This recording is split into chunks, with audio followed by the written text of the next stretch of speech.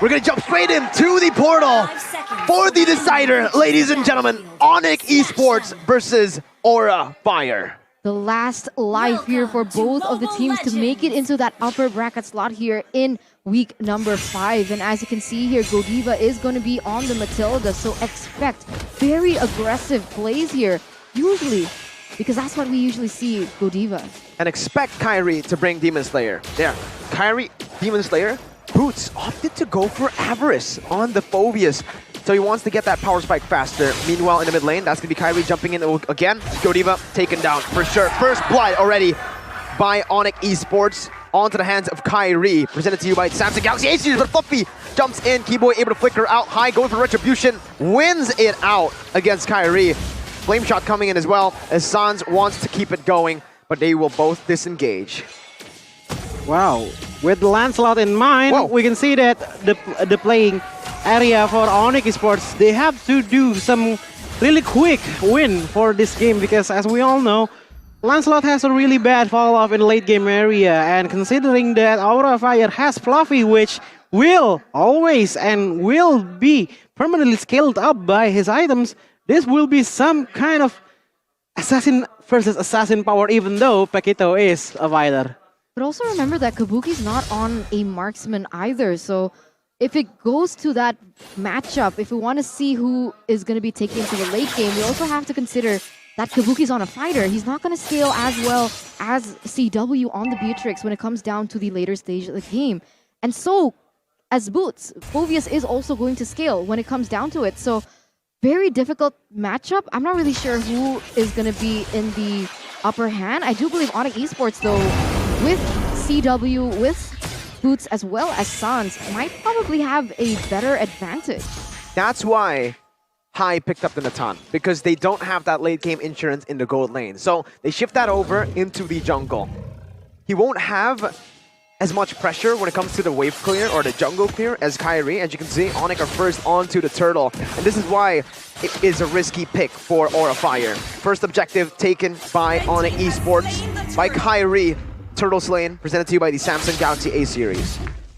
Wow, okay. In the early phase, I can see that ONIC ESPORTS have a quite good and decent also in the rotation scheme where they can take the first turtle. But Aura Fire, when they are using a high jungler using Nathan, this will be a big problem, because as we all know, Nathan is really item dependent heroes. His item need a cooldown reduction for the passive to stay up and on the maximum side, or maybe take the attack speed power to make the most DPS out of Nathan. And as we can see from the item itself, Nathan is using the killing spree emblem plus the penetration and the movement set on the talent. And this means that... Oh, what was that? That was a prediction. Forced the flicker there. So very interesting, very aggressive as well. And this is the thing, Aura Fire, they need to be able to force other things on the map. They can't control the neutral objectives because of their composition. So how are they going to translate that? Because so far, Aura Fire here in that gold lane, but wait, what? Boots in a 2v1 situation is actually going to be able to make it out alive. Not just that, he's actually able to win the trade, popping off the demonic force and just shooing them away, just like you guys can shoo the dandruff from your hair with the head and shoulders that you see on screen. Limited edition with Tigreal on the packaging. Kyrie stealing out the purple buff, finishing his 100 strike right now. One thing that I'm concerned with Aura Fire is that Facehugger is using Give in this game, but as we all can see, there is Boots using Phobius, so one Astaros Eyes can actually decline or maybe refuse the real world relation pops out by the Facehugger. Yeah, negation, that's going to be key when it comes down to those 5v5 team fights, but it seems like Aura Fire aren't actually going to look for a different trade on the map. They're going full throttle, setting up for this turtle. Real world inflation popped in by both of the teams. Kabuki instantly canceling out, but Kyrie wins the retreat battle. Boots now jumping in with the demonic force. That's going to be CW picking up a kill onto Godiva. No more kills on the board. Fluffy trying to open up the map just a bit, but ONIC ESPORTS win another trade. 2-for-0, kill and turtle. That's not good. ONIC ESPORTS now with a 1,000 gold lead, and it wasn't just any kill. It was a kill for CW. That's not something that you want to feed, especially now that you see that he's able to win that top lane. But Kyrie getting very aggressive here onto Natan, who he knows has very limited movement control. Ooh, okay, there's some waste resource on the Lancelot itself, but as we all know, it is actually needed to play aggressively against Nathan, especially in this early game, to make a stop on the Nathan's gold itself. And we can see that the gold gap between the jungler Lancelot and Nathan is not that high. It's just about 700 gold in a difference. But the item itself, no. There's no difference in the items, just only in the gold itself. But as we can see on the Aura Fire, Godiva is not doing so much in this game since he's always being poked by Keyboy. And whenever he is going to do some circling eagles, Keyboy is always defending Gift at this point. That's what you can expect from Keyboy. That's something, maybe that's one of the reasons why ONIC Esports have actually opted to move in Keyboy and take Samo out here in this game. Maybe they realized that Samo was playing a little too passively and they needed that aggression coming in. And you can see now already a play coming in from ONIC. Kyrie already with the conceal play coming in. Kabuki is going to be able to dash away, but it all just sets up for the turret take. Beautiful movement from ONIC Esports, enabling CW to pick up the turret for free, but Fluffy waiting in the bush, goes over the knockout strike onto two members, dishing out a whole lot of damage, but he will be taken low. ONIC Esports on the run. Kabuki trying to run them down as well as he patches up onto Boots. Keyboy gonna get taken down. Demonic Force pop it in, but Boots is gonna fall. Kyrie jumps in onto the members. Kabuki still able to zone him away. CW jumps in with a flicker, not able to finish Facehugger off. Real world manipulation popped in onto CW, but he guns them down, sniping each one, picking up a wipeout and a triple kill. What?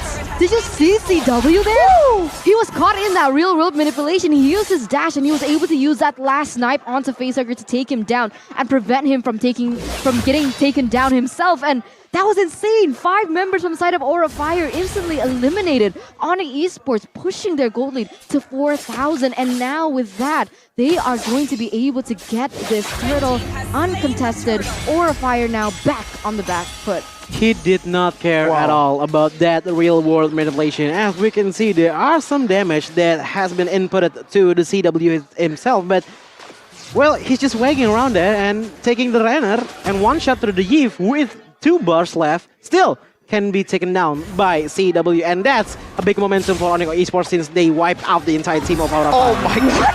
CW, that's why you pick up the big tricks! Jeez! What was that? Mirko 500 KDA here in the 7th minute. Oh my god, CW is popping off. You're not going to be happy if you're Aura Fire right now, because when you give this much space to CW, he pops off.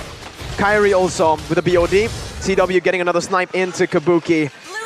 Oh, this is dangerous. This is dangerous because Aura Fire's quote-unquote safety net was Kabuki. Kabuki to be able to dive into that backline, disrupt CW on that Beatrix. But even now, one Renner shot takes Kabuki to half health. So if he thought that that was achievable, it's going to be very difficult. He needs to itemize fast. This is some playground for CW. Even when we see Lancelot diving in, he's not going for the kill. He's just doing some poking damage when CW is the real finisher for the ONIC Esports. Absolutely. Here as well, you can see, right as you say, the finisher, CW finishes up that turret. Fluffy's trying to go for a trade. Oh, he might be overextending here. Oh, he goes in for one more jab. 2 members trying to cut him off. Fluffy against 2 members. Keyboy comes in with a Jikundo. CW's going to be able to one-tap him right here. Fluffy! Oh my! 1 HP. Keyboy trying to catch him. He's able to run away. Snipes! You cannot get away from CW! What was that? Oh, the snipes! So beautifully placed, so effective, so efficient. And that's CW. We usually see CW not making these flashy plays, but man, his micro has really progressed here in his MPL ID Season 10. And now, ONIC Esports once again on the top lane will be able to get this Lord uncontested. Aura Fire, no solution whatsoever. This is the result when you let Beatrix used by CW. He's using his runner like he's using his Nibiru. Never miss a shot.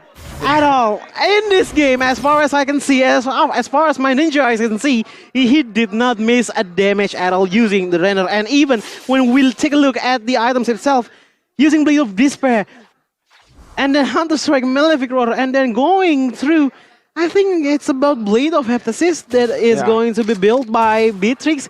This is going to be quite a lot of damage, and since Kyrie is not really good at late game potential because he is a Lancelot, using Beatrix as the finisher is a really genius thing for the ONIC Esports himself.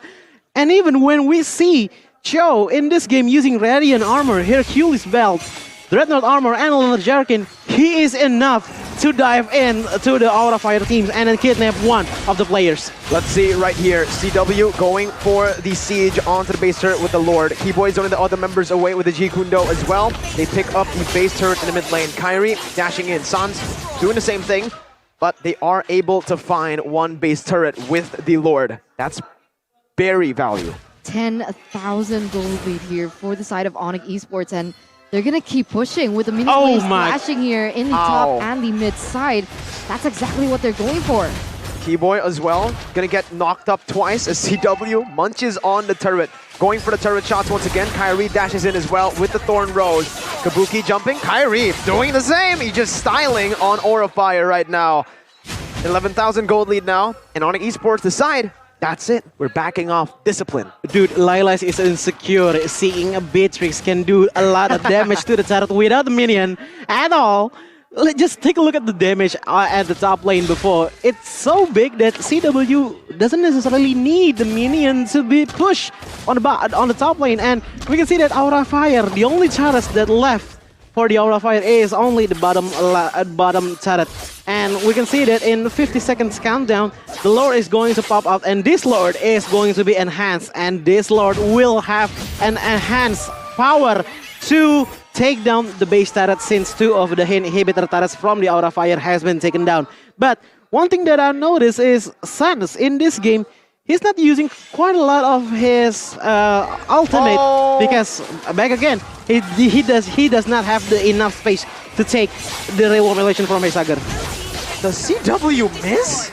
He landed that render shot on too high, and that literally just gave ONIC Esports the base turret down below. 3 base turrets down before the enhanced Lord even spawns Eterna. They don't even need it at this point. Look at the way that they're playing the waves as well. They're trying to bait Aura Fire from coming out, because if they don't, they're not going to get any gold. Already a 12,000 gold lead here, and Kyrie to top it all off already with the Malefic Roar. Remember as well, now that they have the enhanced Lord, all CW needs to do is flicker onto the base. 4 shots is all it takes from the Wesker. With the help of his team, maybe he can just hit it once and it'll be over. Aura need to stop ONIC Esports from getting into the base. With the enhanced Lord, how do they do that? Well, simple. They still can use Kabuki as a distraction and maybe just to be sponge damage for the Lord itself outside of the inhibitor turret. But not only that, Facehager still have the real worm elevation. But the problem is, Facehager is using Impure Rage.